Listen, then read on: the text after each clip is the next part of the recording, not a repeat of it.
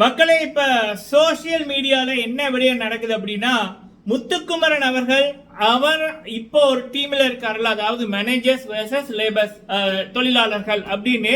அதுல முத்துக்குமரன் அணி அப்படின்னு போட்டு அதுல இந்த சௌந்தர்யா ஜாக்லின் இத ரெண்டையுமே வச்சு இன்னைக்கு மட்டும் நிறைய பேர் முத்து அவர்களை கழுவி ஊத்தினவர்கள் எல்லாம் அவங்களும் சரி, அந்த ஃபேக் ஐடிகள் நிறைய பேர் ஃப்ரேமை பாருங்க ஜி, ஃப்ரேமை பாருங்க ஜி, 3 பேரை பாருங்க ஜி, டாப் 3 ஜி.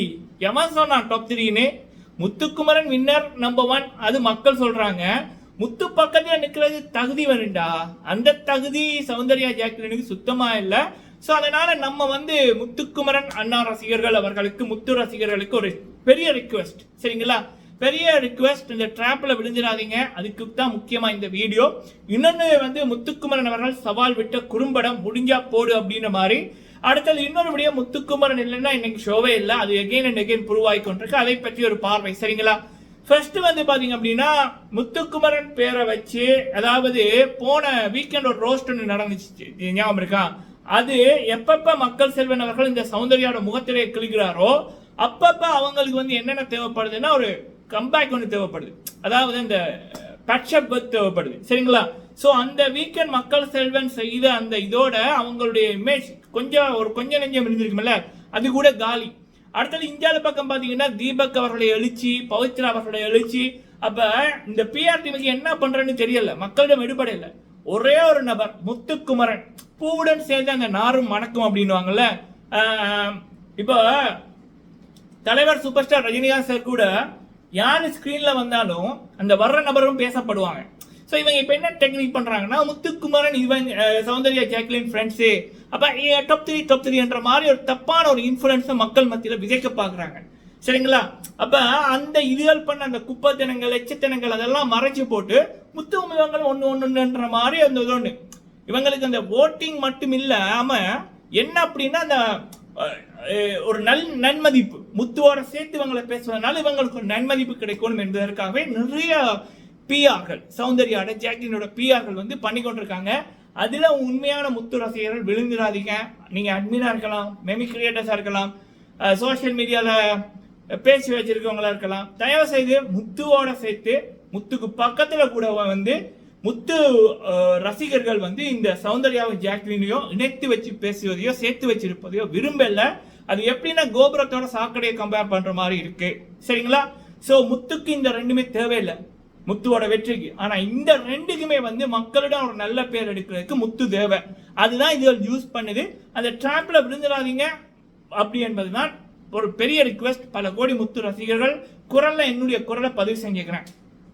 அடுத்தது பாத்தீங்க அப்படின்னா, இன்னொரு விடயம், முத்துக்குமரன் அவர்கள் சவால் விட்டாங்க குறும்படம் அப்படின்னு. ஸோ அந்த நான் சொன்ன பூவுடன் சேர்ந்த நாரும் மணக்கும், சேத்துக்குள்ள அந்த பூ விழுந்து அந்த பூவின் நாருமன்னு ராணவ் சத்யா இவங்களெல்லாம் அருணோட எப்ப சேர்ந்தாங்களோ ஆட்டோமேட்டிக்கா நெகட்டிவிட்டி அப்படியே அவங்களுக்குள்ள அந்த குறும்பட மேட்டர் முத்துக்குமரன் அவர்கள் ராயன் இங்க வாங்க அப்படின்ற மாதிரி தான் சொல்லியிருப்பாரு, சரிங்களா? இப்படிதான் பண்ணியிருப்பாரு, தவிர இப்படி பண்ணல, சுண்டே இல்லை. அப்ப அது கிளியராகவே தெரியுது. இந்த ராண கத்தி கொண்டிருந்தான் காரணம் அருண் தான். அவன் தொடக்கி விட்டுட்டு, அவன் இன்ஃபுளுன்ஸ் பண்ணிட்டு தொடக்கி விட்டுட்டு போயிடுவான். ஸோ குறும்படம் ஏன்னா நல்லா இருக்கும். எனக்கு தெரிஞ்சு குறும்படம் வராது, பட் மக்கள் செல்வன் அவர்கள் முத்து பக்கம் இருக்க நியாயத்தை பேசுவார், சரிங்களா? இது இன்னொரு விடயம். அடுத்தது ஓட்டிங். முத்து ரசிகர்கள் யாருக்கு ஓட் போடணும் அப்படின்னு சில பேர் கேட்டீங்க. யாருக்குமே போடாதீங்க, இந்த வாரம் யாருக்குமே போடாதீங்க. இன்னொன்று, பவித்ராக்கு ஓட் தேவையில்லை. அவங்களுக்குன்னு ஒரு தனி ஃபேன்ஸ் இருக்கு. அவங்க பிக் பாஸுக்கு வர முதலே இந்த சௌந்தர்யாவுக்கு தான் பிஆர் ஓட் தேவை, பவித்ராவுக்கு தேவையில்லை. பிக் பாஸுக்குள்ள வர முதலே பவித்ரா ஃபேமஸ்.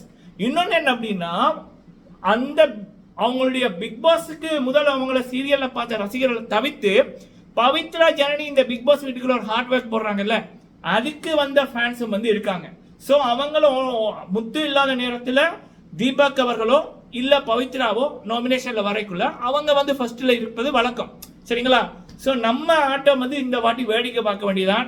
யாருக்குமே ஓட் போட வேணாம். அதிலும் முக்கியமாக இந்த சௌந்தர்யாவோ இல்லை இந்த ஜாக்லினோ, இந்த ராயனுக்கோ, சத்யாக்கோ, அருணுக்கெல்லாம் போட மாட்டீங்க. யாருக்குமே போடாதீங்க, சரிங்களா? எனக்கு தெரிஞ்சு போடுற மாதிரி யாருமே இல்லை. யாருக்குமே போட விட்டுருங்க. எல்லாருமே ஒரு டைம் முத்துவ குத்துவானுங்க, சரிங்களா? அதனால நம்ம ஓட்டை போடவே வேணாம். இது ஒண்ணு. அடுத்தது இன்னைக்கு வழக்கம் போல டாஸ்க்கு, இந்த பிக் பாஸ் ஐட்டம்ல முத்துக்குமரன் என்ற பேரால தான் ஓடிக்கொண்டிருக்கு. அவ்வளவு தூரம் அந்த நீங்க பாத்தீங்கன்னா அவ்வளவு தூரம் பிக் பாஸ் வந்து அதுல அழகா எழுதியிருப்பாரு. டாஸ்க் எப்படி விளையாடணும்னு எழுதியிருப்பார். அது கூட அவங்களுக்கு புரியல.